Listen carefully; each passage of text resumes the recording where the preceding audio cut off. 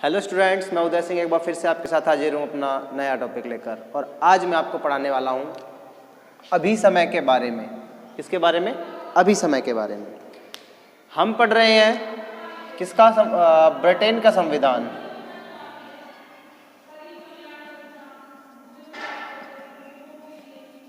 Britain का संविधान या राज व्यवस्था। ठीक है, तो ब्रिटेन की राज व्यवस्था में एक शब्द है, एक व्यवस्था है जिसका नाम है अभिसमय। तो क्या है यह अभिसमय, इसको आज हम जानेंगे। ठीक है, आपने कानून का नाम सुना है? कानून, नियम क्या होते हैं? ऐसा ही कुछ होता है अभिसमय। जैसे कानून होते हैं, नियम होते हैं, ऐसा ही कुछ होता है क्या? अभिसमय। बट इसमें थोड़ा फर्क है, इसको समझाता हूँ। देखिए, इतिहास अगर हम देखें, स्पेशली ब्रिटेन का, इंग्लैंड का, तो यहाँ पर हुआ क्या है, यहाँ पर संविधान का जो निर्माण है वह एक निश्चित समय में बैठकर नहीं हुआ है। एक सदियों का टाइम लगा है और किसी संवैधानिक संस्था ने बैठकर यहाँ पर संविधान का निर्माण नहीं किया है। तो इसकी वजह से हुआ क्या है,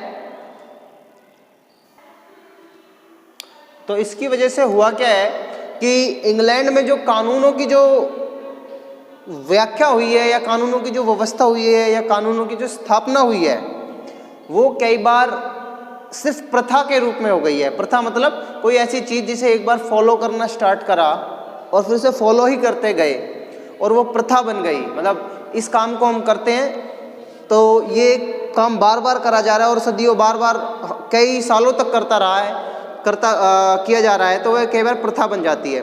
एग्जाम्पल के तौर पे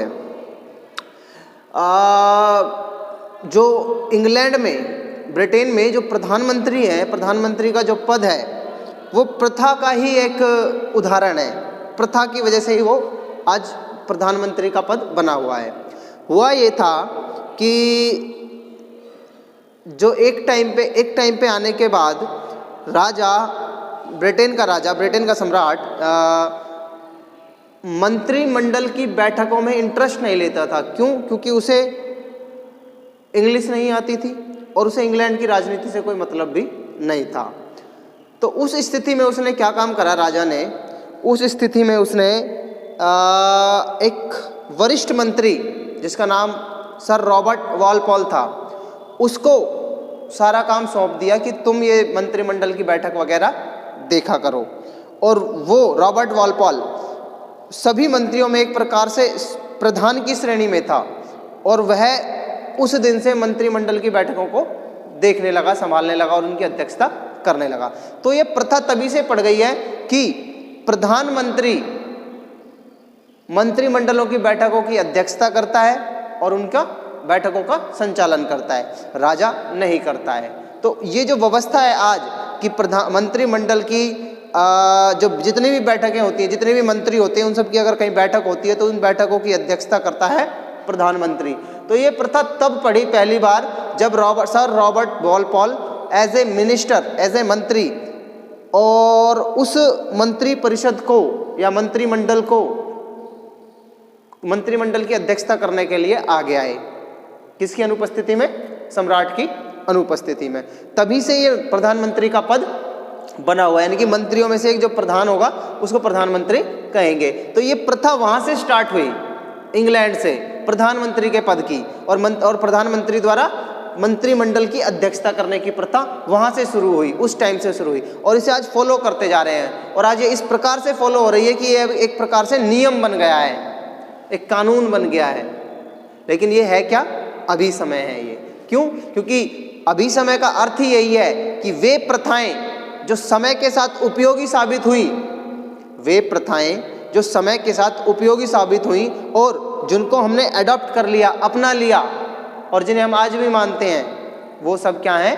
अभिसमय है। इंग्लैंड के संविधान में वे सभी प्रथाएं जो समय के साथ उपयोगी साबित हुई और उन्हें आज भी उन्हें फॉलो किया जा रहा है, वो सब क्या कहलाती हैं? अभिसमय। प्रथाएं तो बहुत सारी थी, कुछ खत्म हो गई, जो खत्म हो गई वो अभी समय नहीं कहलाती हैं। वे प्रथाएं जो आज भी प्रचलित हैं और जो उपयोगी हैं वो अभी समय कहलाती हैं। तो ये हो गया क्या अभी समय का अर्थ।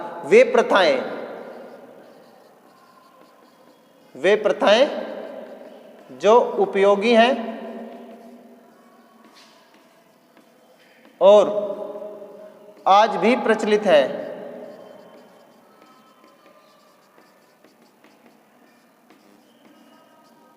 वे प्रथाएं जो उपयोगी हैं और आज भी प्रचलित हैं क्या कहलाती हैं? अभी समय कहलाती हैं। तो यानी कि एक प्रकार से ये वो कानून या वो नियम है, ये कानून या वो नियम है जो आज भी प्रचलित हैं और कभी ये प्रथाओं के रूप में स्थापित हुए थे। तो इनमें और कानूनों में फिर फर्क क्या है? फिर एक सवाल ये आ जाता है सामने खड़ा होके कि भैया जब ये कानून की तरह है तो कानून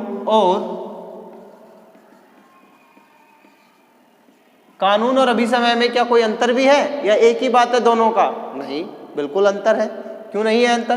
कानून और अभी समय में कुछ अंतर जरूर है, भले ही दोनों कानून की तरह प्रयोग किए जाते हैं, कानून की तरह ही इनको माना जाता है, लेकिन फिर भी इसमें कुछ मूलभूत अंतर है। तो वो अंतर किस प्रकार के हैं अभी समय और कानून के बीच में? देखिए वो अंतर पहला तो रूप के आधार पर है, ठीक है भैया, कि इनका रूप किस प्रकार का है, ठीक है, किस प्रकार का इनका स्वरूप है, इस आधार पर अंतर किया जाता है कि इसका स्वरूप किस प्रकार का है। दूसरा निर्माण के आधार पर अंतर किया जाता है। निर्माण के आधार पर ऐसे कि भैया कानूनों का निर्माण तो किसी निर्मात्री सभा करती है, यानी कि जैसे कि संसद करती है। अभी समय का निर्माण कौन करता है? अभी समय का निर्माण नहीं करता कोई भी, ये तो सिर्फ प्रथाएं हैं जो कभी भी स्थापित हो जाती है धीरे धीरे, ठीक है। तो इनके जो निर्माण की जो इसका आधार होता है उसमें अंतर होता है। इसके अलावा निश्चितता के आधार पे अंतर होता है। निश्चितता कैसे? यानी कि कानून को बनाने का कोई आधार होता है और कोई समय सीमा होती है, जब एक निश्चित टाइम टेबल होता है कि जब ये कानून बनाया गया है और लागू किया गया है, यानी कि एक निश्चितता होती है कि इस टाइम पीरियड में इसको बनाया गया और लागू किया गया।